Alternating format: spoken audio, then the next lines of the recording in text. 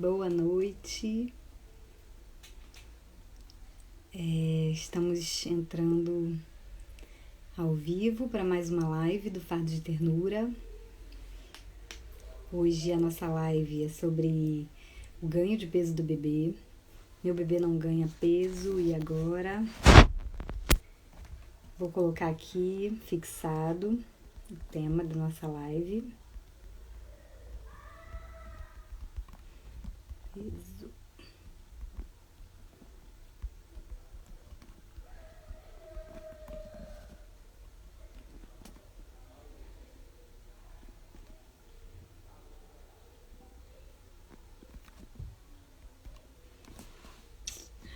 Consegui.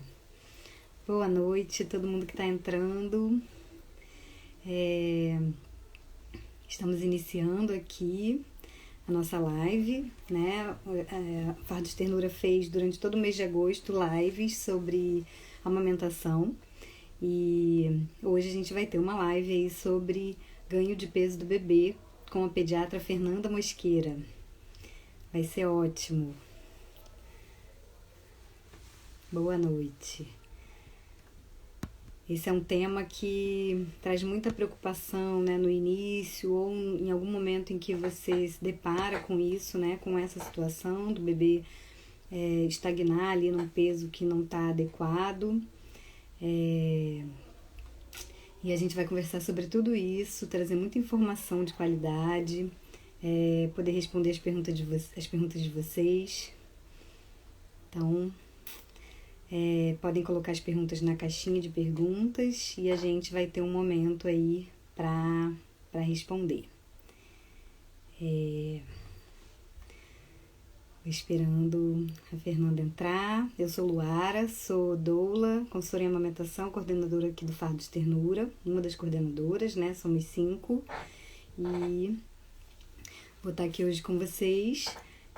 Vou falar um pouquinho do Fardo. O Fardo de Ternura começou como um grupo de apoio ao pós-parto e hoje, né, há 3 anos, ampliou essa assistência para gestação, parto e pós-parto. Vou chamar aqui a Fernanda.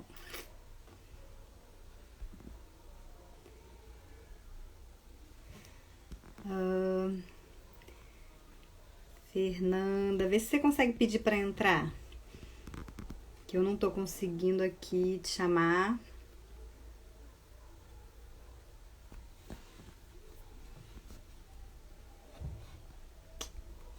Ótimo. Marcela.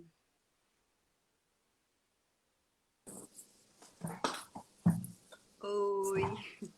Tudo bem? E Dá para aí, ouvir? querida? Sim, tô te ouvindo bem. Peraí, Você tá deixa eu me ajeitar ouvindo? aqui. Tá todo mundo me ouvindo? Só a sua imagem tá um pouquinho, Tá esquisita, né? tá um pouquinho Melhorou? falhando, mas o som tá ótimo. A imagem tá falhando? Tá um pouco embaçada, assim. Também não sei se a minha Peraí. tá boa aqui, parece que tá, mas não sei. Eu vou trocar minha rede, peraí. Tá. Vocês podem dizer pra gente aí se tá tudo bem, se estão ouvindo e Melhorou? vendo bem. Tá atualizando. Melhorou. Sim, agora te vejo bem. Oi. E aí? E aí, querida? Vamos para nossa conversa. Vamos? Essa conversa Vamos. super importante, né? Que traz tanta preocupação aí para as famílias, né? Quando se deparam com essa situação do bebê que tá com dificuldade de ganhar peso, se apresenta e aí a gente vai conversando. Muito bem, eu sou Fernanda Mosqueira, sou pediatra, atuo no Rio de Janeiro em sala de parto, né, atendimento ao recém-nascido e também em consultório. Sou também consultora de amamentação pelo IBCLC, que é uma entidade internacional de certificação. Então, atuo muito na primeira infância, né, nos bebês e crianças menores de 5 anos de idade, principalmente nessa ênfase. Sim, maravilhosa. Então vamos lá, né? A gente sabe que a gente tem alguns parâmetros aí, né, de avaliação desse ganho de peso no início e existe uma perda logo depois do nascimento. Conta pra gente aí como é que são esses parâmetros, como é que é esse acompanhamento aí do ganho de peso, que outras coisas também são observadas, né, nesse comecinho. Sim, o ganho de peso geralmente é avaliado ao nascer, depois antes da alta do bebê, quando é um parto hospitalar, e nas consultas iniciais de puericultura. Na maternidade, a gente já consegue ter uma ideia através do ganho, da perda de peso inicial daquele bebê, como é que está evoluindo em relação a isso. Os bebês, em geral, perdem uma média de 10% do peso ao nascer, prematuros podem perder 15%, e essa perda é considerada esperada, e tem que recuperar o peso do nascimento em torno de 15 dias, e no máximo em até 3 semanas de vida. Então, identificar precocemente a perda de peso é super importante, porque a gente consegue ter tempo hábil de conseguir resolver, entender o que está acontecendo. Uhum. E Existem várias maneiras de avaliar, né? Então, assim, o peso é uma maneira objetiva, né? Da gente ver que realmente as coisas não estão funcionando bem. Mas existem sinais clínicos do bebê, né? Antes mesmo da primeira consulta, que conseguem sinalizar para a gente que a amamentação não está fluindo, ou que a ingesta não está sendo adequada, né? E aí, esses sinais têm que ser orientados para a mulher, para a família em si, antes da alta, para a família também conseguir perceber se as coisas estão fluindo bem ou se aquela criança pode estar evoluindo para uma situação de uma elevada perda de peso, uma baixa ingesta ou algo do tipo. uhum. E tem coisas que tem uma orientação aí dessa observação logo ainda na maternidade, né? Que é possível fazer, né, em relação a ou uma primeira orientação em relação à amamentação, né? De como posicionar, alguma coisa que possa ajudar, né, a prevenir que ele tenha Sim, uma baixa ingesta se não tiver alguma questão, claro, né, de alguma questão anatômica ou alguma questão prévia da mãe, né? Mas se for uma questão só disso, né, de um bom posicionamento, uma boa pega, uma boa extração ali do leite pelo bebê, existem orientações ali mesmo, né, na maternidade, no pós-parto, nesse... sim. A maior parte das questões estão relacionadas à pega e a posicionamento, né? A dificuldade do manejo inicial. Uhum, Então, são questões simples de serem resolvidas, principalmente quando identificadas de uma maneira precoce. Por isso que é super importante a mamada ser avaliada pela equipe que está atendendo aquela mãe, aquele bebê, em algumas vezes antes daquela dupla receber a alta.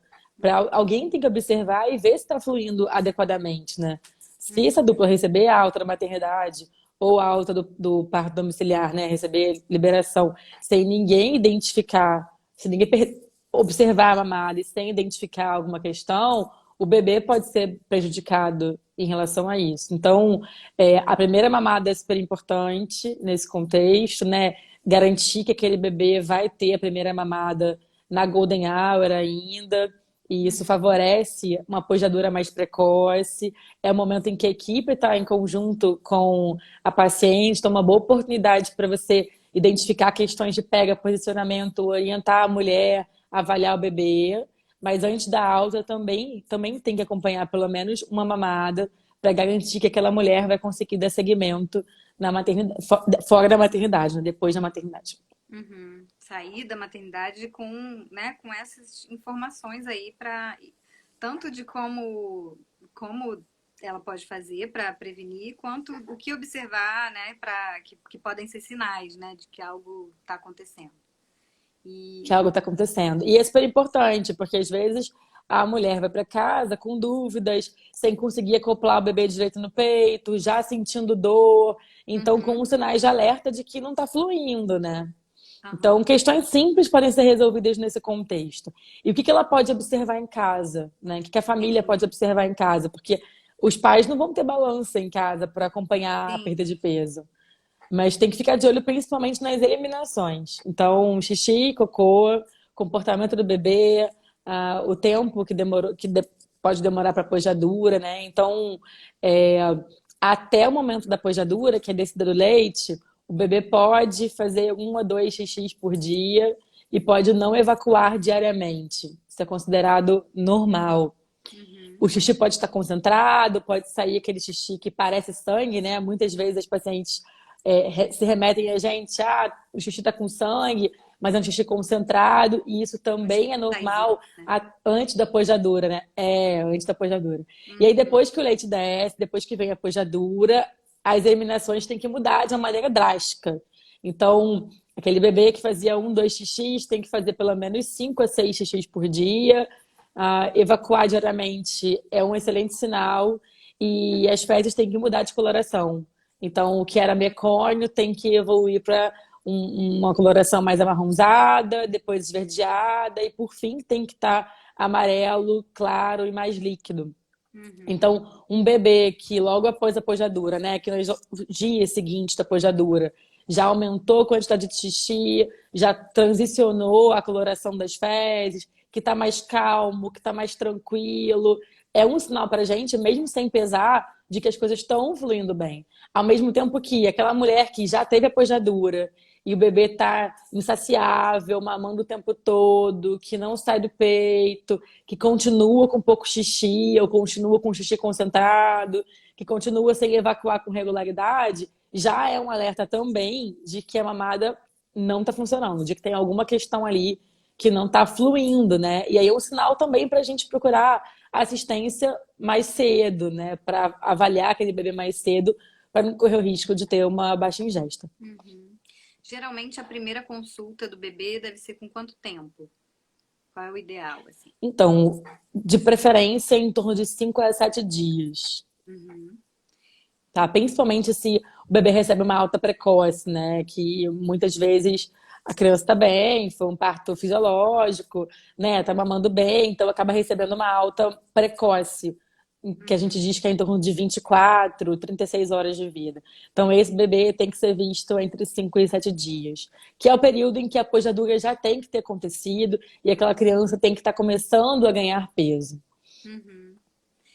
E aí, numa situação dessa, né, em que todos esses sinais, não é, ou alguns deles apontam que pode ter, né, uma dificuldade ali na ingesta, quais são os passos, assim, para conseguir ter essa avaliação, né, ter essa certeza de que algo está acontecendo e como seguir aí nesse acompanhamento?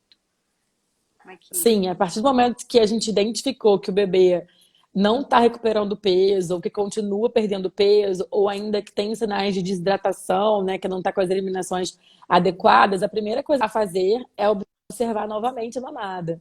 Então, é parar, olhar e ver o que está acontecendo, né? Eu sempre peço para a mulher, eu falo para as mulheres assim, faz o que você faz na sua casa, né? Finge que eu não tô aqui.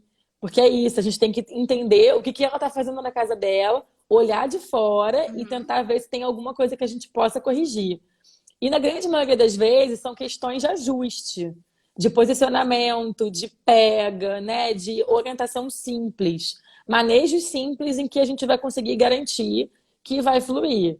E aí, avaliar não só a mamada em si, mas também a mama daquela mulher, né? Se está machucada, se está ferida, que tipo de lesão, ver as orientações, se a mulher está conseguindo fazer livre demanda de verdade, porque às vezes é uma mulher que está fazendo mamadas regulares, né? Ah, não, eu estou dando 15 minutos a cada 3 horas, uhum. né? Existe Sim, isso, sim, a né? gente vê que muitas vezes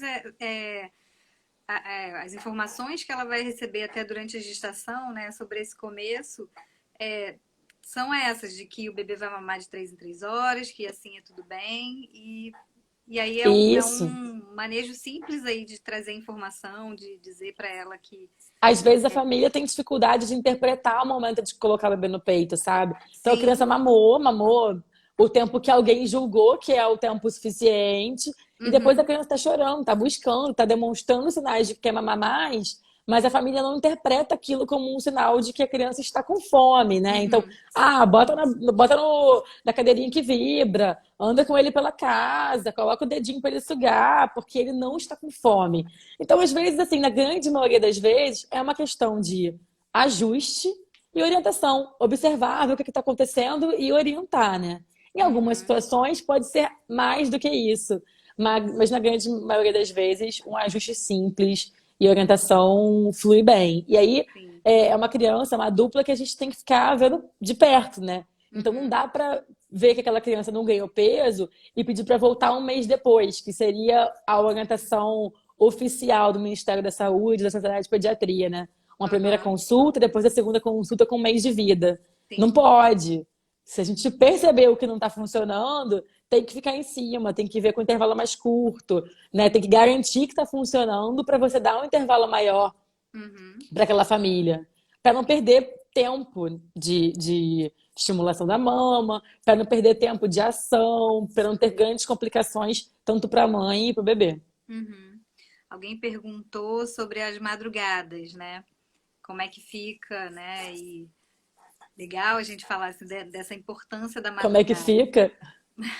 Fica, né? A Fica, madrugada é fica, né? fundamental nesse início, principalmente, né?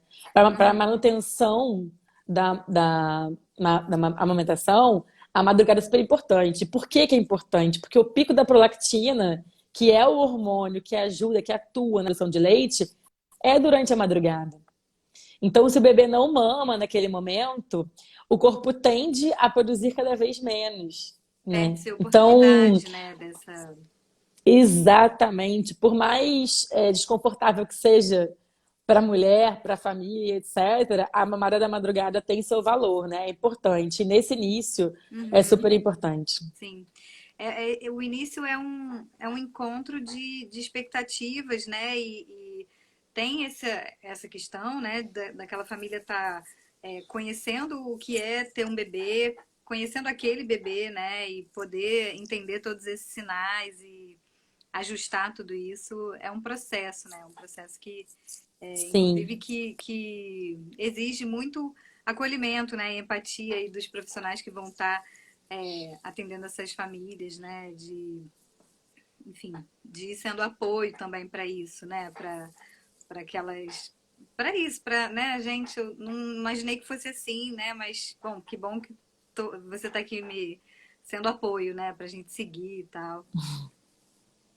Muito legal.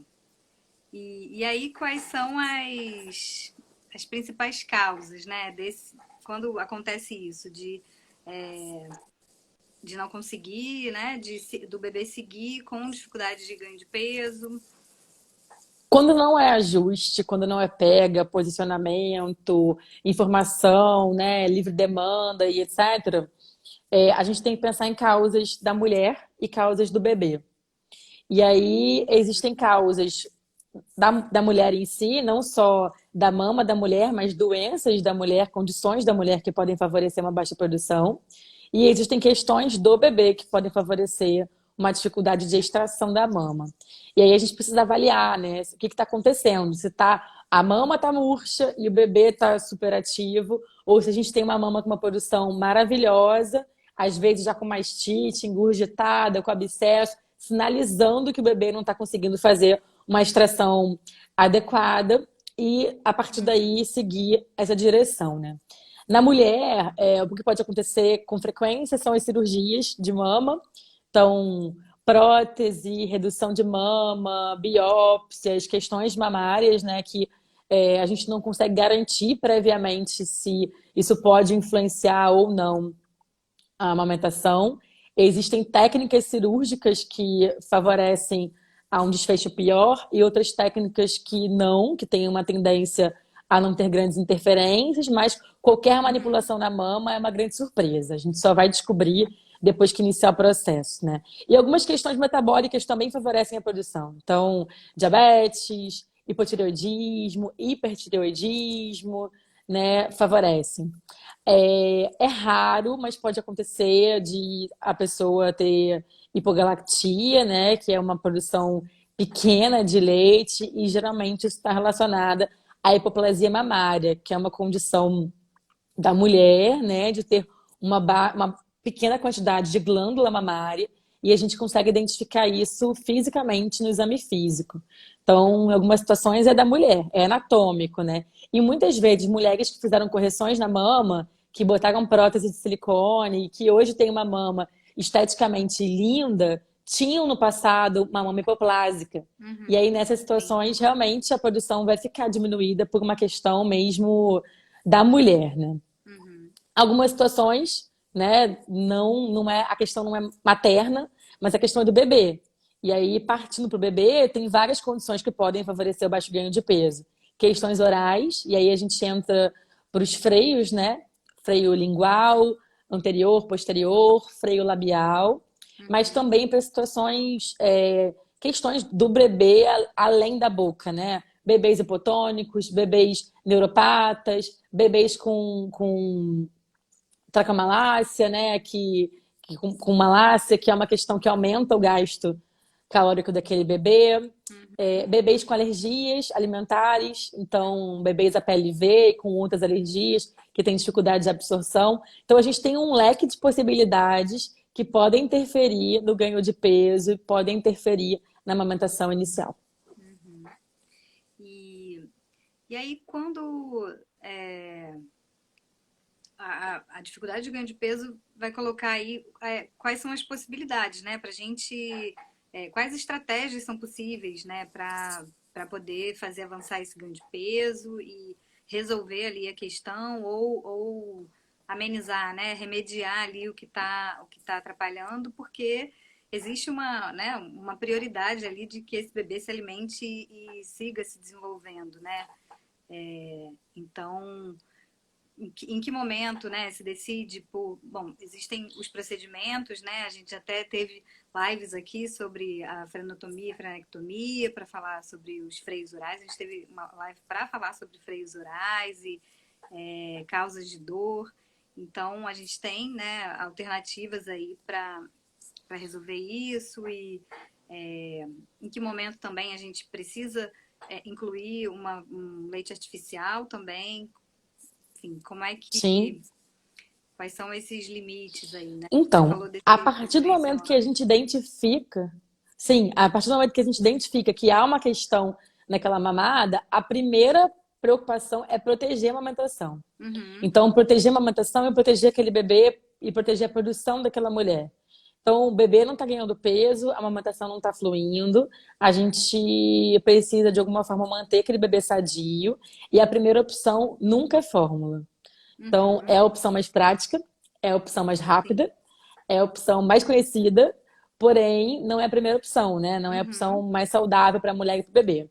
A orientação inicial é ordenhar a mama e utilizar o leite ordenhado para alimentar aquele bebê. Então, existem protocolos diversos de ordenha, e a ordenha pode ser manual, pode ser com bomba manual, pode ser com bomba elétrica, mas existem diversos protocolos de ordenha, uhum, tipos diferentes de ordenha, e no primeiro momento, para a gente conseguir manter a produção, tem que ordenhar a mama, e para a gente conseguir alimentar aquele bebê, a complementação seria com leite materno ordenhado. A fórmula entra como uma alternativa na impossibilidade do leite materno ordenhado. Então, se aquela uhum, mulher não sim, consegue, por algum motivo, ordenhar, né, ou não conseguiu ordenhar, ou tem realmente uma baixa produção de leite, temporária ou permanente, né, que a gente não consegue descobrir no primeiro momento, na impossibilidade de usar o leite materno, aí sim a gente parte para a fórmula.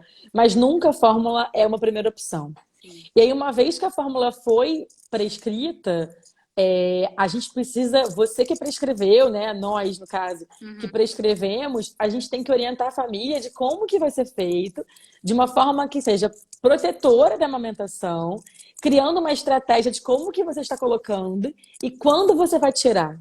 uhum, Então, não é simplesmente prescrever uma fórmula para aquela criança e dizer para a mãe, olha, você pode dar livre demanda de fórmula. Percebeu que está com fome, você dá. No horário que quiser, você dá, porque você vai estar induzindo aquela dupla a um desmame. Uhum. Então, o que muitas vezes eu falo para as famílias, né? As mães muitas vezes não recebem a necessidade da fórmula, né, a prescrição da fórmula como uma coisa positiva, mas o que eu digo é assim, veja a fórmula como um remédio para o seu filho. A gente não tem um leite materno, mas a gente tem uma opção de tratar o seu bebê, né? De garantir aquela amamentação. E a gente não vai dar a fórmula na hora que a gente quiser, do jeito que a gente quiser, na quantidade que a gente quiser, da forma mais confortável possível. A gente vai usar como um remédio, na Uhum. quantidade que é necessária, no horário que é importante e do jeito que vai interferir o mínimo possível na amamentação durante o período que for necessário, traçando uma estratégia. Uhum. Então, assim, Lara, dá trabalho. Dá Sim. trabalho. Porque você tem que pesar, dá trabalho pra gente, dá trabalho pra família. Uhum. Mas é um trabalho em parceria, né? E a gente vai Sim. pesando, a gente vai medindo, vai vendo como é que vai evoluindo e vai ganhando tempo para resolver a causa base daquela questão. Uhum. Então, ganha tempo, a gente protege o bebê, faz com que aquele bebê ganhe peso, né? Mas ao mesmo tempo a gente está ganhando tempo para conseguir resolver o que está acontecendo. Ah, é uma alergia, então vamos fazer dieta. Ah, é uma língua presa, né? Uma anquiloglossia, vamos abordar a língua. Ah, é uma mama hipoplásica, vamos estimular aquela mama, né? Usar galactogogo, enfim. É um Uhum. prematuro, vamos trabalhar o prematuro, enfim. A gente ganha tempo para conseguir resolver o motivo pelo qual aquele bebê não está ganhando peso. Uhum. É, enquanto ele tá, né? Enquanto tá se resolvendo isso, vai garantindo ali a O alimentação. bebê não passa fome. Sim. Que é uma coisa que, infelizmente, isso acontece, sabe? Uhum. 2020, em todas as classes sociais, a gente vê bebês desnutridos, né? Chegam Sim. para mim, eu acredito que devem chegar para vários pediatras, né? Que na dificuldade de resolver as questões, as pessoas tendem a não prescrever fórmula. Hoje o pediatra já é estigmatizado, não sei se a palavra é essa, mas é rotulado, Uhum. talvez, né? Que se ele prescreve fórmula, ele é um profissional que ele não é amigo da amamentação, ele não é amigo da mãe, do bebê, etc. E aí, muitas Ele vai vezes, a adiando gente entra isso, num né? caminho de. E Uhum. a gente entra num caminho de negligência, né? Então, Sim. assim, você tá vendo a criança perder peso e não tá fazendo nada. O não fazer nada vai chegar um momento em que isso vai precisar ser feito. Uhum. Então, às vezes, a prescrição da fórmula ou da ordenha de leite materno vai dar muito mais segurança para a gente conseguir, a longo prazo, resolver o que está acontecendo, garantindo que aquela criança vai estar bem nutrida e saudável. E existem formas, né? Formas de resolver, oferecer o leite materno ordenhado ou a fórmula que vão também proteger a amamentação, né? Que vão ser maneiras de oferecer a fórmula que não vão estar produzindo uma confusão de bicos ou de fluxo, né? E a gente vai estar cuidando disso também, né? Sim, sim, com certeza. Então a gente pode, né? A E gente tem a sonda no seio, a colher dosadora, né? Um os copinho, né? copinhos, Um monte, as uma série de seringas, formas aí, dependendo de. tem várias formas. Uhum, E cada situação vai ter uma indicação concreta, né? Então aham. não tem o melhor método de complementação. Cada dupla vai ter um método mais adequado, né? Sim, tem aquele Mas a gente método vai que se adapta precisar melhor, né? À rotina da família também. exatamente, não só a família, mas também a criança. Então, assim, o Uhum, contexto vai conseguir dizer pra gente qual é a melhor opção. E nem sempre a primeira opção vai ser a melhor opção, sabe? Então a gente vai ter que ir tentando com a família entender qual que é o melhor método para aquele bebê, sabendo que não existe método perfeito. Então, o uhum. copinho não é perfeito, a sonda não é perfeita, é, enfim, o finger não é perfeito, a colher não é perfeita, não tem método perfeito. Tem método menos pior.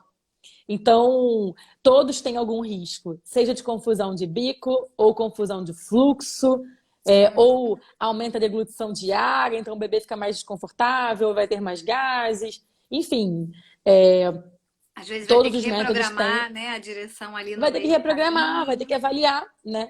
Vai ter que avaliar Uhum, individualmente e entender qual que é o melhor método para aquela dupla. E a gente pode muitas vezes começar com um método, daqui a pouco não está funcionando, troca para outro método, né? uhum. Mas tem que realmente ver individualmente e ter a certeza de que não tem um método perfeito para todo mundo. Sim, e às vezes é uma investigação minuciosa ali, né? A gente teve algum comentário que falou, olha, estou investigando isso, isso, isso, e ainda é, seguimos aí, né, nessa busca, nessa Luta. causa. É, é difícil, né? Precisa muito de um apoio que muitas vezes vai ser multiprofissional também, né? Vão ser vários profissionais Sim, ali juntos tentando entender o que que tá acontecendo, né? Por que que aquela situação persiste, até chegar um momento que se entende que estabilizou ali, né? Enfim, que a que situação foi, né?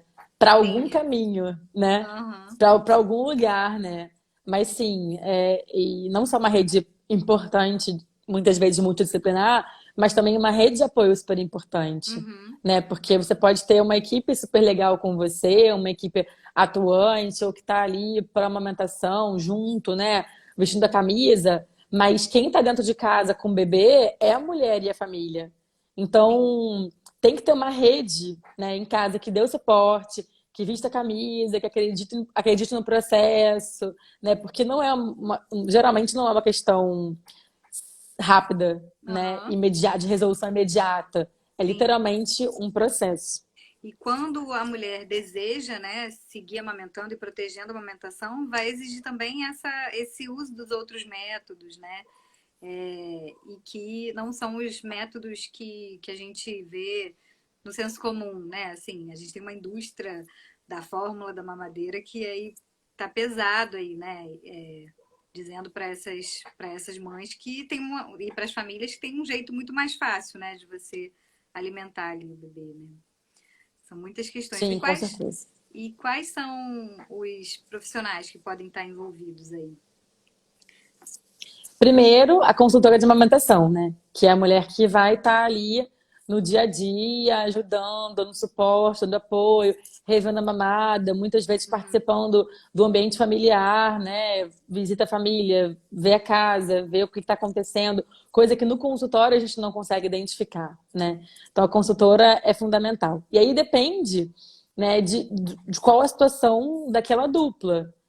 Pode ser necessário um dentista, pode ser necessário uma fono, pode ser necessário um osteopata, um mastologista, enfim, tem uhum, um leque de profissionais que podem estar podem ser necessários dependendo do qual é o contexto daquela dupla. uhum. E às vezes vai ser importante uma conversa com a família, né? A Renata, a Mari estão falando aí da rede de apoio, né, que a gente acabou de falar, e vai É ser muito é o importante, mais né, importante. incluir, porque eles vão estar ali É o mais naquele dia a importante. dia né, e manter ali a confiança, manter essa, esse suporte aí para a mãe poder, né, se sentir segura, né, porque ela já está lidando com tantas questões, né, além dos desafios da amamentação, o puerpério também, né, tantas transformações aí na vida que é fundamental mesmo esse apoio, né? E, e aí esse momento de decidir então que, bom, agora tá tudo fluindo bem, para um bebê que tá com fórmula, né, ali desde daquele começo, né? Como é que é essa decisão, né? E essa possibilidade de diminuir gradualmente a oferta de fórmula? Sim, Como é que isso. a redução é exatamente como você falou, assim, é uma redução que precisa ser gradual. Uhum, Então, muitas vezes a questão já foi resolvida, o problema já foi resolvido, a mulher já está com uma boa produção, o bebê está mamando bonito, né, ativamente, e aí a gente chega no momento que é o momento de reduzir, e na grande maioria das vezes as pessoas têm pressa. Claro, você chegou aonde você queria, a mamada está boa, está prazerosa, está confortável, está efetiva. Então vamos resolver isso, né? Vamos tirar esse complemento, seja ele de leite materno ou de fórmula. E uhum, aí é um outro trabalho, que também é um trabalho que é literalmente redundante, né? Mas é trabalhoso pra caramba, porque tem que ser feito de uma maneira bem gradual. Então, uhum, o corpo e o bebê precisam se adaptar lentamente à retirada daquele volume. Então, muitas vezes o bebê A Mari botou, né? Eu sou uma dessas, é a Mari. É, a Mari é a Bia. Aham, E o bebê e o corpo se acostumam com uma demanda X. sim. E aí a gente não pode, de uma hora para outra, retirar. Se você retira abruptamente uma grande quantidade, o bebê vai sentir, o corpo vai sentir, e aquela mulher novamente vai ter sensação de impotência, de incapacidade. Uhum. Então, vai ser mais um momento de frustração para aquela dupla. Então, eu sempre deixo bem claro e sempre oriento os pediatras que conversam comigo, né, que cruzam nos cursos, enfim, na vida, de que essa retirada tem que ser lenta, precisa ser lenta para ter sucesso. E muitas Muitas vezes vezes a tem retirada essa abrupta, a pressa, criança para mas de ganhar tem. peso. Uhum. Né? Aí você Porque tira tem o rápido e para de medo ganhar também, peso. né? É Claro. uma pressa, Também mas tem isso. o medo da Tem. família, né? É De fazer essa verdade. Tem o retirada outro logo. lado. Tem aquela família que, assim, a criança já tá. Aquele volume já não é nada para aquela criança. A criança já Uhum. não precisa mais daquele volume, é um volume irrisório para aquele peso, para aquele tamanho. E a mãe fica presa ali naquele volume, né? Porque de alguma forma é algo concreto. Você está vendo o que você está oferecendo, o quanto que você está Sim. oferecendo. E muitas vezes o início traumático não deixa a mulher desapegar. E aí, então, retirar é bem trabalhoso também. No Não peito é a tão gente não vai simples, né? ter, né, uma medida assim de que. Não. E aí é bom lembrar o combinado que foi feito na hora que foi prescrito, né? É bom Uhum. combinar, assim, lembrar que, olha, a gente combinou que a gente ia tirar, né? A gente combinou que a retirada ia ser lenta, é assim que a gente tem que fazer. Lembra que você não queria começar? Vamos tirar, você consegue, tira um pouquinho, vem semana que vem, a gente faz de novo, né? Então é um Uhum. processo que realmente às vezes é difícil para a mulher também, né? Sim, sim. E, e aí existe essa questão do ganho de peso, né? Logo no comecinho, todo esse acompanhamento. Mas isso pode acontecer em outros momentos também, né? De em algum momento o bebê não ganhar peso de acordo. O que que. Porque tem o ganho de peso, tem a curva de crescimento também, né? Então você tem um certo parâmetro, né? Não é algo ali Sim, fixo, né? A gente recebeu uma pergunta na caixinha de perguntas que foi: como é que eu faço para ganhar 60 gramas dia? E, não e sei. às vezes Muito difícil. isso produz, né, uma É ansiedade raro. assim de caramba, eu preciso ter uma balança em casa para poder acompanhar, né, esse ganho E aí. não resolve, né, Luara? Uhum, Porque o ganho de peso é muito variável. Então, varia, né? Às vezes é uma evacuação, uma mamada que fez a mais, né? Varia mesmo. O ganho de peso não é linear. uhum, E pesar todo dia gera mais ansiedade, frustração e você acaba interferindo mais. Porque sim, um dia você pesou, ganhou 50 gramas. Ah, beleza, então hoje eu posso reduzir o volume. Aí depois você já não precisa, já não ganhou tanto peso assim. Então, não, agora eu tenho que aumentar o volume. E aí você fica naquela, né? Dois passos para frente e para trás, né? Não consegue sair. Então, a balança é maravilhosa, mas a presença da balança para qualquer mulher, claro que vai ter a tentação da ansiedade, né? De uhum, pesar sempre, né? E aí tem as metas reais e as metas que não são reais. A curva está aí para ajudar a gente, né? A curva que a gente fala é a curva da OMS, que é a Organização Mundial de Saúde. Essa curva que tem na caderneta de todas as crianças, na caderneta de vacinação. E a curva foi feita em vários países do mundo, um estudo que foi feito em vários países do mundo, e que comparou bebês amamentados, né? Então não entra naquela curva bebês com fórmula, mas entram bebês de diversos estilos, né? uhum, Étnicos e por aí vai. A curva que se usava antes era uma curva americana que foi feita numa cidade dos Estados Unidos com bebês brancos que mamavam fórmula. Então quando a gente colocava um bebê é, brasileiro mamando peito numa curva que comparava com bebês brancos mamando fórmula, ele estava sempre mais magro, sempre era pequeno, e aí, uhum, consequentemente, aumentava a intervenção, né? Bota leite nele, porque você não tem pouco leite, porque você não está conseguindo amamentar, e por aí vai. Mas a curva atualizada é de bebês que mamam peito, e é feita em várias partes do mundo. Essa curva tem várias curvas, né? Então, tem uma curva central, que é a linha verde, tem as amarelas, as vermelhas e as pretas.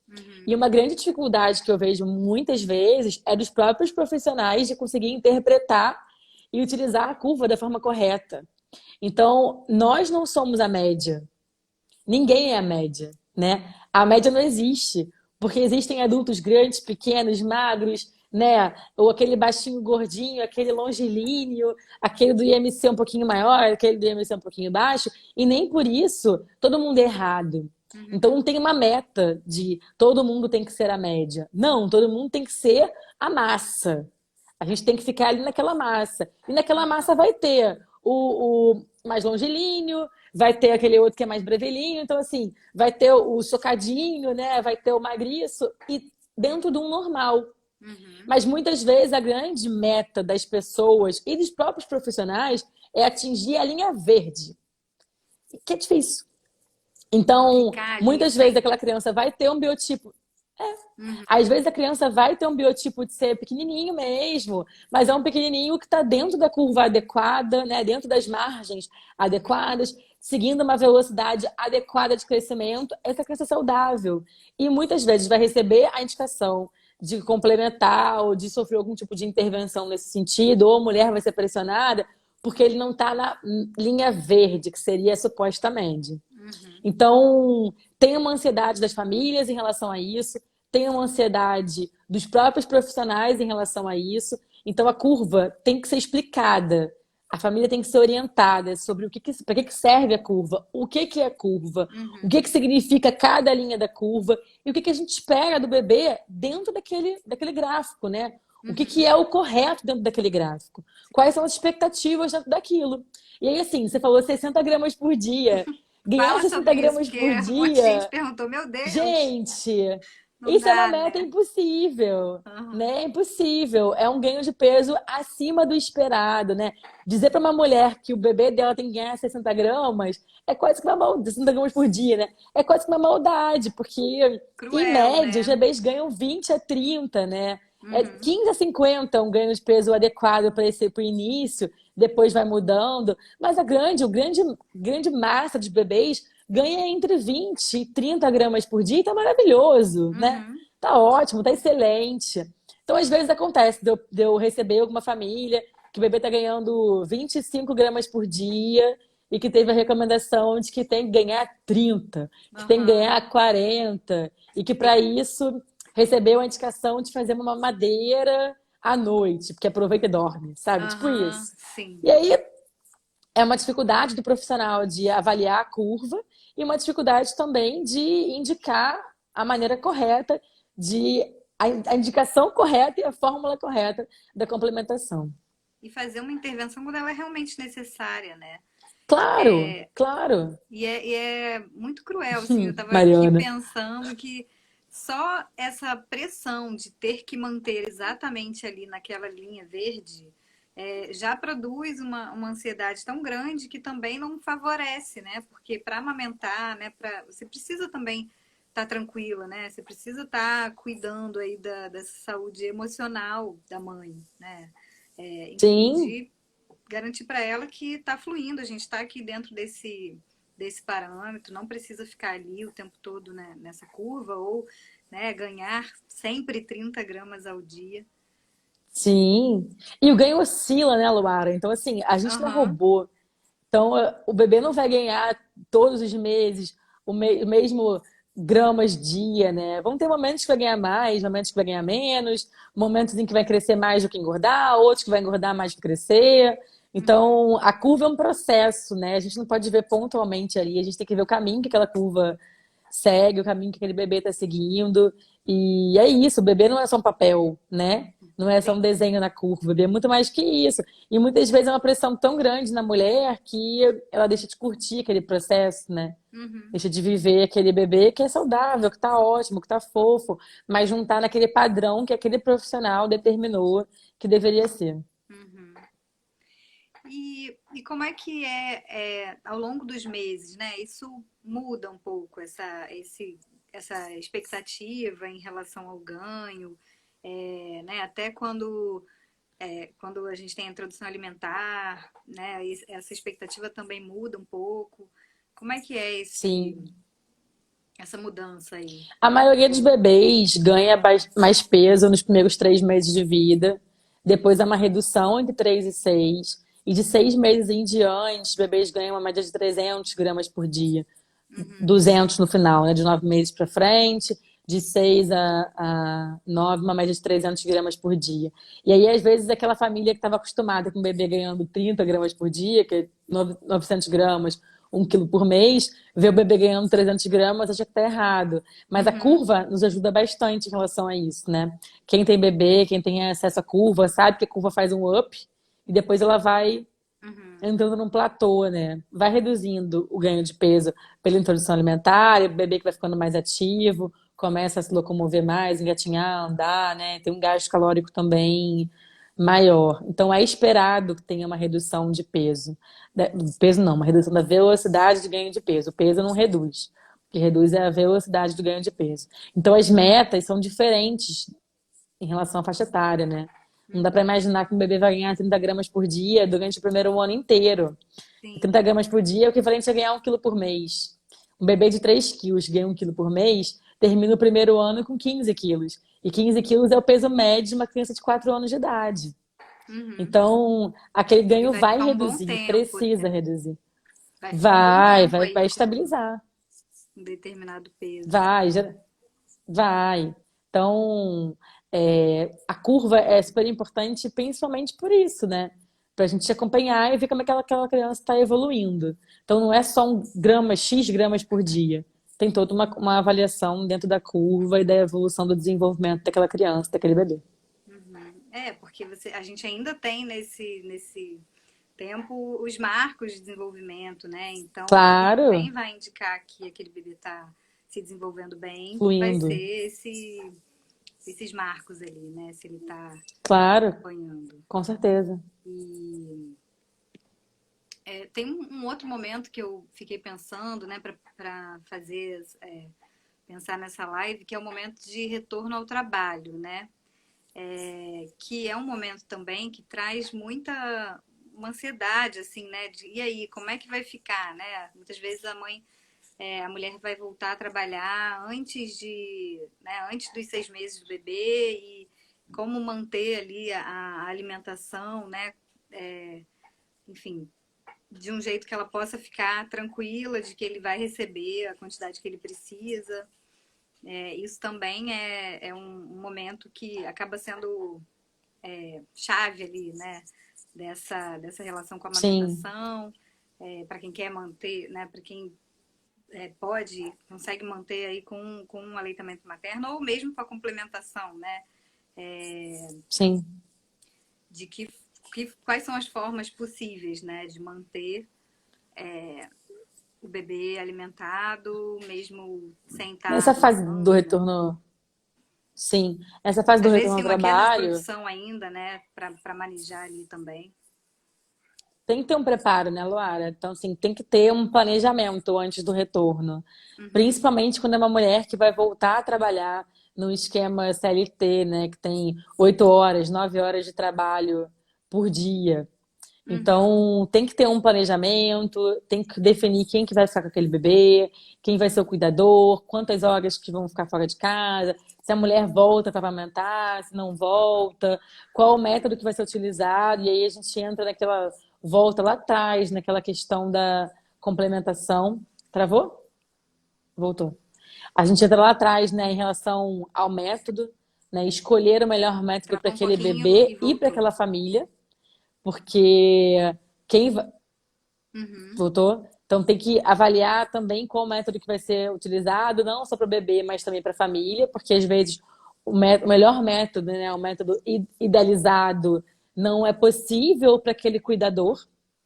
uhum. Então tem que avaliar a questão da produção de leite, com o estoque, quantos ml que vai ser consumido por dia. Então, assim, realmente, de fato, tem um planejamento. E ainda assim, com planejamento, é um momento difícil.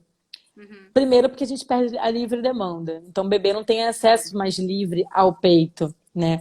Alguns vão demorar para conseguir engrenar na aceitação com uma outra uma outra forma, né? Então pode acontecer de ter uma queda na curva nesse momento. Assim como é esperado também ter queda na curva no momento em que começa, que faz a introdução alimentar, e também é esperado ter uma queda no momento em que a criança fica doente.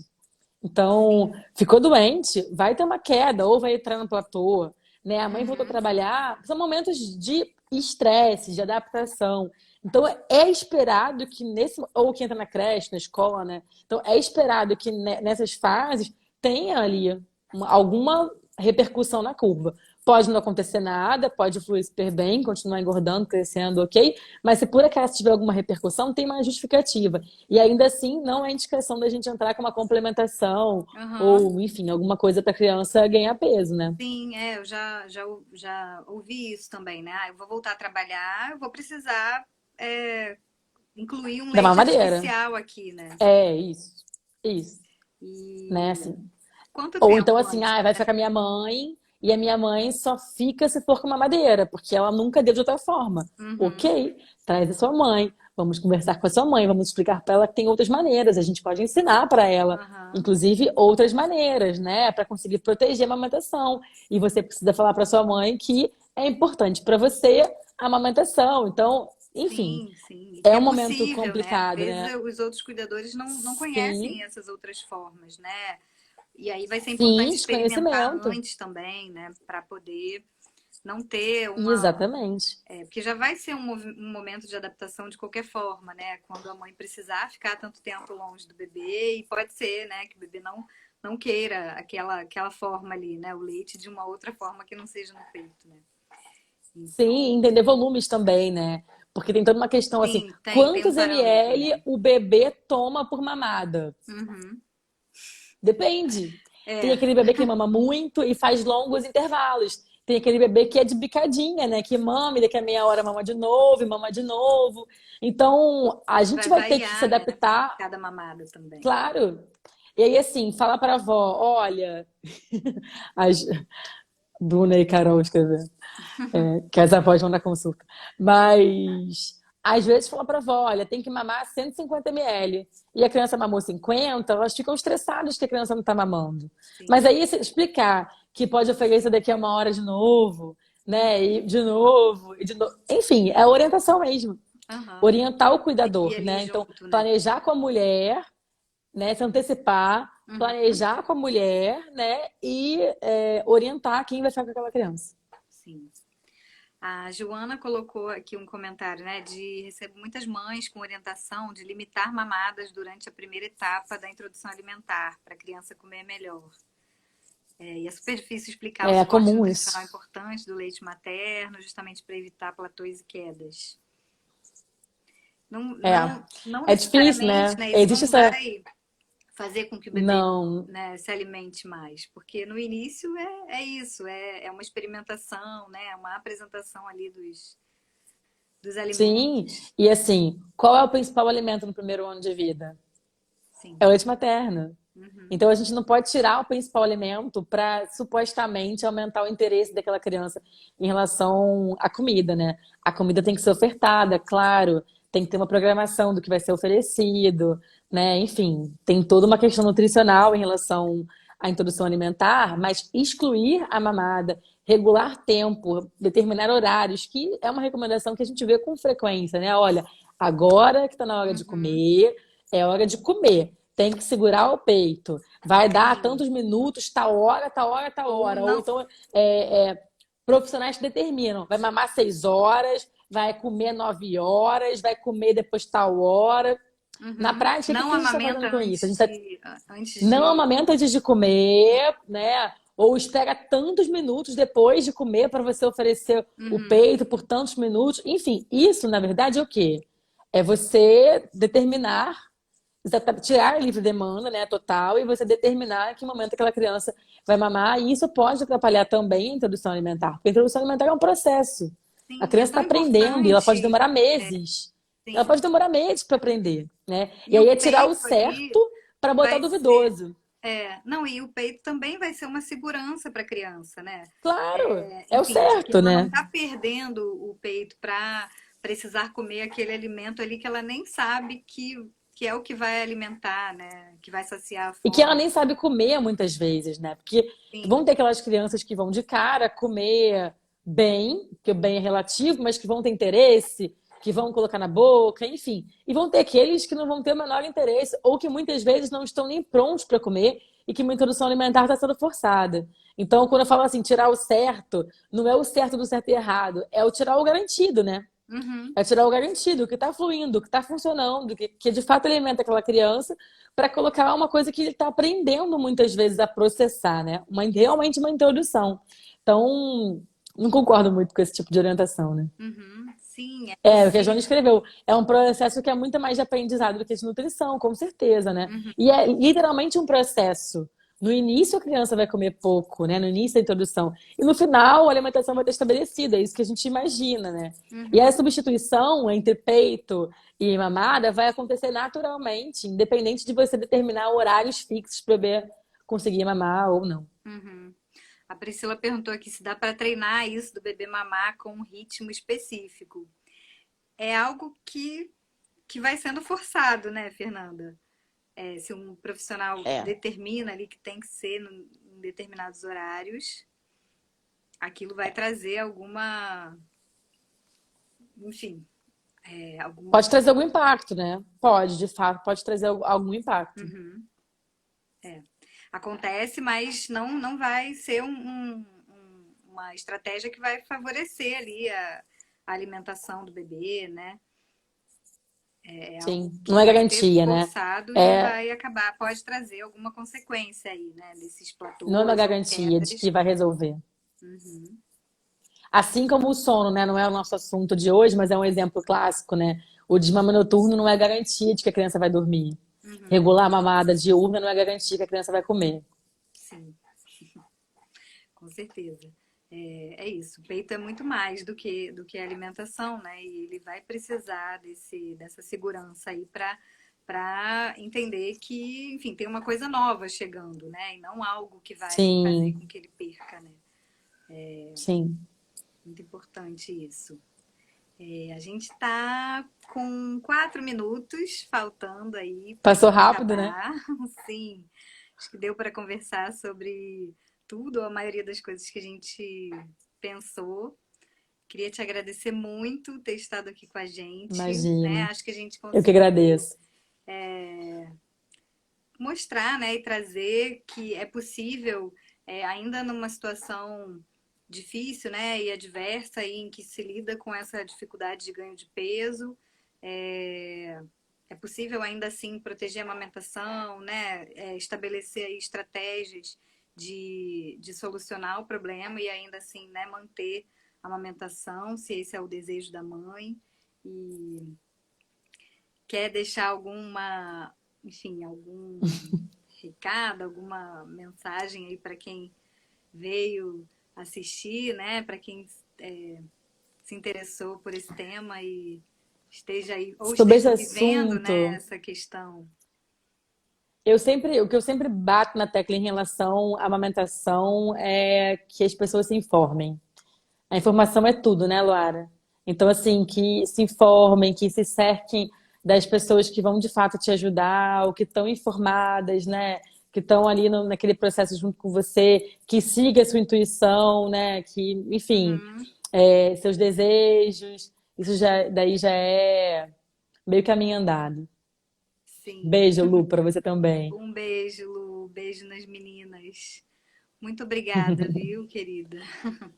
Adorei ter você aqui, adoramos no Fardo de Ternura. Você é sempre Obrigada. muito bem-vinda.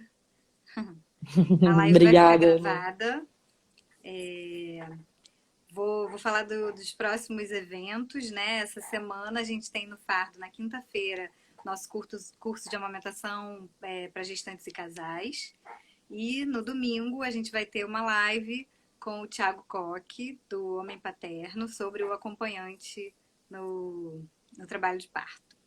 Muito Um dos legal. nossos eventos aí no finalzinho de agosto. Foi maravilhoso ter tantos encontros com profissionais aí ao longo do mês de agosto. Essa é a nossa última live com o tema aí da amamentação. Muito, muito obrigada, Fernanda. Muito obrigada a todo mundo que esteve Imagina. aqui. Sigam as nossas redes, sempre tem muita informação bacana por lá. Um beijo grande.